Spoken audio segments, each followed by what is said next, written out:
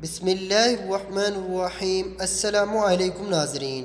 وہ پھٹے پرانے لیکن صاف ستھرے لباس میں ملبوس اس کمزور عورت کو مسلسل دیکھی جا رہی تھی۔ اس کے جھوری دار چہرے پر درد کی انگت کہانیاں تھیں۔ اس کی آنکھیں رونے کی وجہ سے سوجی ہوئی تھیں۔ لوگوں کو اس ہجوم میں کھڑی وہ ہر آنے جانے والے سے بڑی لجاجت سے مانگ رہی تھی، لیکن کوئی اس کی طرف متوجہ نہیں ہو رہا تھا۔ بالکل اس کو جھٹک کر آگے بڑھ جاتا۔ وہاں قریب 3 گھنٹے سے وہ مسلسل وہیں کھڑی ہوئی تھی۔ تھوڑی دور کھڑی بھکارن اس سارے منظر کو دیکھ رہی تھی۔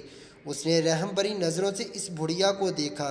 اگرچہ وہ خود ایک بھکارن تھی، اس کے کپڑوں پر جگہ جگہ پیوند لگے ہوئے تھے، الجھے ہوئے بال، سر پر پٹا ہوا انچل، نہ پیروں میں جوتے اور نہ ہی ڈنگ کا کشکوال، لیکن وہ اس بوڑھی عورت کو دیکھ کر ٹھنڈے ہوا بھر کر رہ گئی۔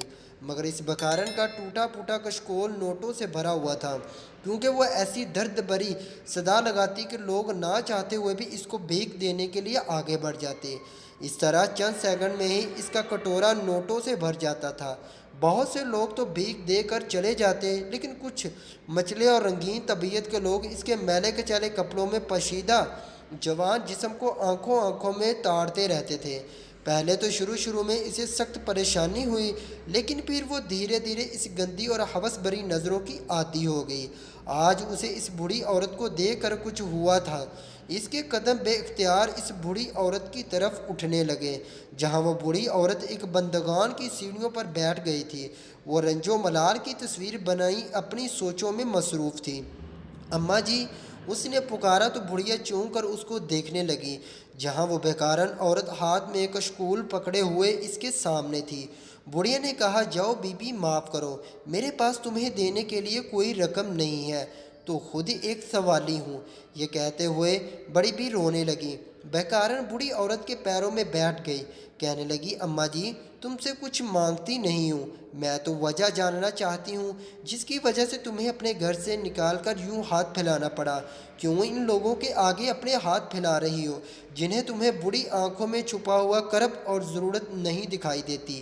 اس عمر میں خود کو ٹھوکروں میں کیوں ڈال رہی ہو؟ بیکارن کے لہجے میں اپنائیت تھی کہ بڑھیا پھر رونے لگی۔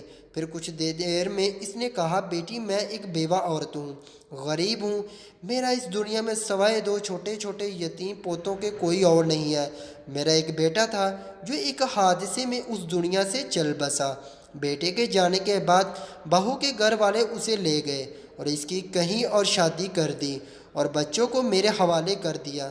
میں اپنا اور بچوں کا پیٹ پالنے کے لیے ایک کوٹھی میں کام کر رہی تھی، لیکن آج ایک معمولی سی غلطی پر ان لوگوں نے مجھے خوب ذلیل کیا اور کام سے نکال دیا۔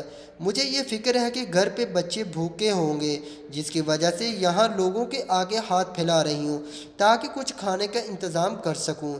یہ کہہ کر بڑھیا اور شدت سے رونے لگی۔ اس بار بیکارن بھی اس کے ساتھ رو رہی تھی۔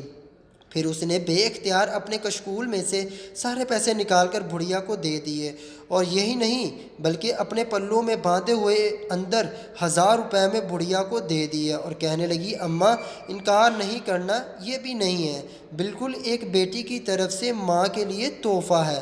بڑھیا نے خوشی اور شکر کے ملے جلے تاثرات کے ساتھ اس بیکارن عورت کو دیکھا، جو بظاہر تو ایک مانگنے والی تھی، لیکن اس کا دل کتنا غنی تھا۔ بڑھیا اس بیکارن کو دعائیں دیتی ہوئی وہاں سے رخصت ہو گئی۔ ناظرین، ویڈیو اچھی لگی ہے تو لائک کریں اور چینل کو سبسکرائب کریں۔ ملتے ہیں اگلی ویڈیو میں۔